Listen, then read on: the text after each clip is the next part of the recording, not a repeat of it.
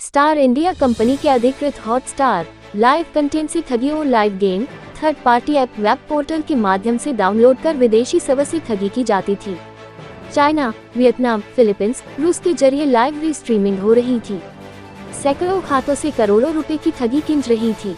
Cyber अपराधी subscription कर नाम पर 300 से 500 रुपए फीस ली जाती थी।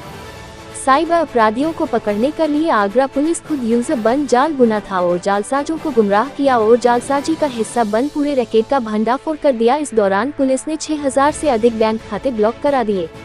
वरिष्ठ अधिकारी के मुताबिक वीपीए खातों से भी करोड़ों की ठगी की जा रही थी।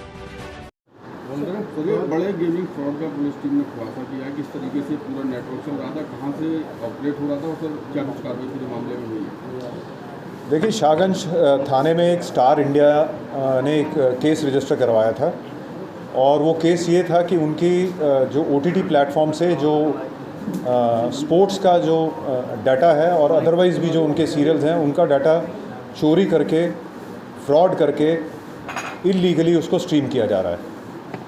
बाद में पता चला कि इल्लीगली स्ट्रीम तो किया ही जा रहा है, लेकिन जितने स्पोर्ट्स इवेंट है उसमें इल्लीगल बेटिंग भी की जा रही है उस पर। उस इन्वेस्टिगेशन को शुरू किया गया और इस इन्वेस्टिगेशन में तेलंगाना से कुछ लोग अरेस्ट भी हुए और भी हमारे लोग वांछित हैं, जिनके लिए हमारी टीम लगातार प्रयास कर रही है उनकी गिरफ्तारी का। लेकिन जब इसमें डीपली इन्वेस्टिगेट किया गया तो हमें पता चला कि ये अकेली वेबसाइट नहीं है जिस पे इस तरह का फ्रॉड किया जा रहा है।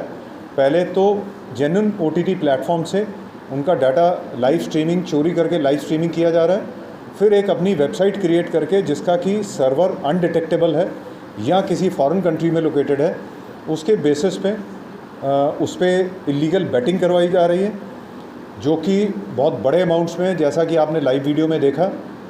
और कुछ रेंटेड अकाउंट्स जो एजेंट्स उन्होंने अपने क्रिएट किए, जिनको ये लालच दिया कि अगर आप हमें जितने अकाउंट्स देंगे उनमें जितनी ट्रांजैक्शन होगी उसमें लगभग 25 से 30% आपको शेयर दिया जाएगा और उसके अलावा जो अकाउंट होल्डर्स होंगे उनको 1 से 3% उसका शेयर मिलेगा। इस तरह के तमाम म्यूल अकाउंट्स या रेंटेड अकाउंट्स खोले गए, जिसके माध्यम से ये ट्रांजैक्शंस की गई ताकि जो उनके सब्सक्राइबर्स हैं, उनके यूज़र्स हैं, उनकी आइडेंटिटी छुपाई जा सके। और फिर ये जितना भी अमाउंट था इनको इस यहाँ से साइफन ऑफ किया गया अलग अलग कंट्रीज़ में थ्रू क्रिप्टो करेंसी या अदर मीन्स। उसमें डार्क वेब का इस्तेमाल किया गया और ऐसे भी पेमेंट गेटवेज़ का इस्तेमाल किया गया जो जेन्युइन नहीं है, जिनको ट्रेस करना कंपैरेटिवली डिफ़िकल्ट है। और इस पूरे एपिसोड में लगभग 27 वेबसाइट अभी तक हम ब्लॉक कर चुके हैं जो इस तरह के इलीगल फ्रॉड में इन्वॉल्व हैं।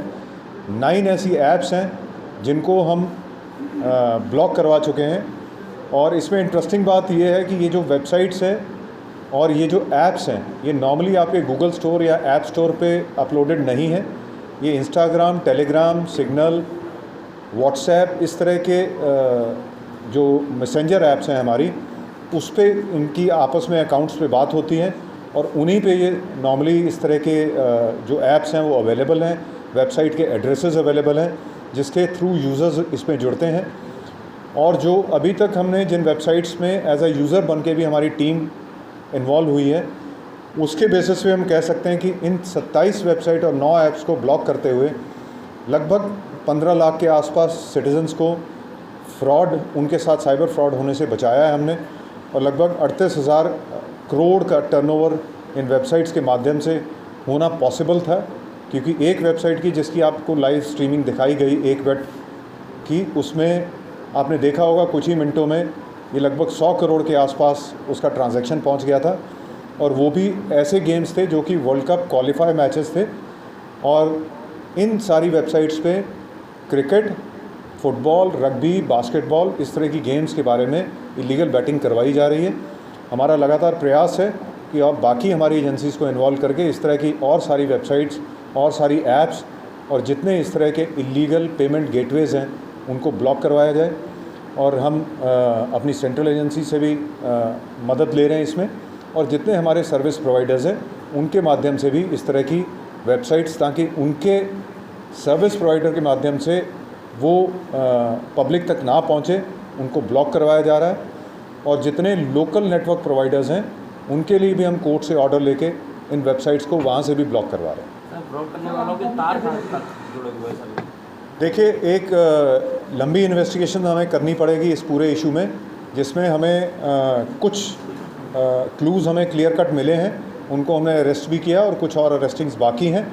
लेकिन बाकी कुछ इसमें क्योंकि सर्वर्स इंटरनेशनली होस्टेड हैं तो कुछ लोगों के मतलब आउट ऑफ कंट्री होने के भी प्रॉपर संभावना रहती है, लेकिन उनका कुछ ना कुछ डाटा सेंटर्स यहाँ पे अवेलेबल रहते हैं। जैसे आपने पहले भी देखा कि कुछ अमेरिकन सिटीजन्स के साथ फ्रॉड किया जा रहा था, हमारे यहाँ उनका डाटा सेंटर था, लेकिन जो फ्रॉड किया जा रहा था उसका मनी जो ट्रांजैक्शन था, मनी ट्रेल था, वो इलीगली मंगवाया जा रहा था कंट्री में। इसी तरह पे यहाँ पे नोएडा में, एनसीआर में, इवन हैदराबाद में बहुत से ऐसे डाटा सेंटर्स चाइनीज़ कंपनी के देखे गए हैं जिसमें वो ऐप लॉन्च करते हैं, उस पर सब्सक्राइबर्स बढ़ाते हैं। शुरू में सब्सक्राइबर्स को सिर्फ इसी चीज़ की पेमेंट की जाती है कि वो सब्सक्राइब करें और जितना ज़्यादा से ज़्यादा उस पर कंटेंट है उसको वॉच करेंगे, उसके बेसिस पे उनको पेमेंट होती रहेगी।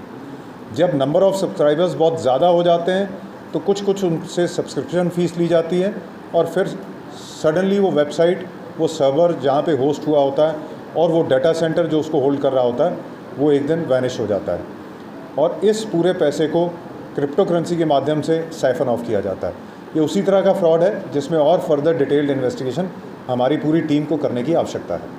Thank you.